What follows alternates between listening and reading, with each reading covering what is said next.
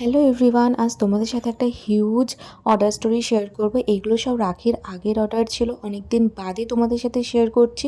আর এগুলো সবই ডেলিভারি অনেক আগেই হয়ে গেছে, কাস্টমারও পেয়ে আমাকে রিভিউ দিয়ে দিয়েছে। আর যেহেতু এগুলো প্রচুর পরিমাণে অর্ডার ছিল, তাই জন্য ভিডিওটা কিন্তু দুটো পার্টে আসতে চলেছে। ফার্স্টেই শেয়ার করছি তোমাদের সাথে ক্লয়ের কালেকশন, যেগুলো প্রচুর পরিমাণে অর্ডার থাকে আমার কাছে, প্রচুর ডিমান্ড থাকে। তোমরাও চাইলে স্ক্রিনশট নিয়ে তোমাদের পছন্দ মতো কালার কাস্টমাইজ করে আমার কাছ থেকে বানিয়ে নিতে পারো। তোমরা যারা যারা পছন্দ করবে, বানাতে চাইছো, তারা আমাকে স্ক্রিনশট নিয়ে ইনবক্স করো।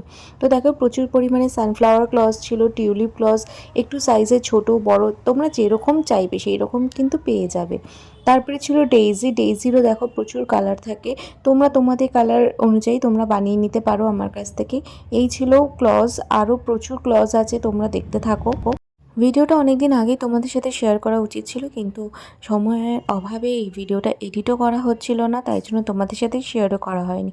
এই রকম ডাবল পাফি ফ্লাওয়ারেরও কিন্তু তোমরা ক্লব পেয়ে যাবে, আর সিঙ্গেল পাফি ফ্লাওয়ারেরও তো পাবেই।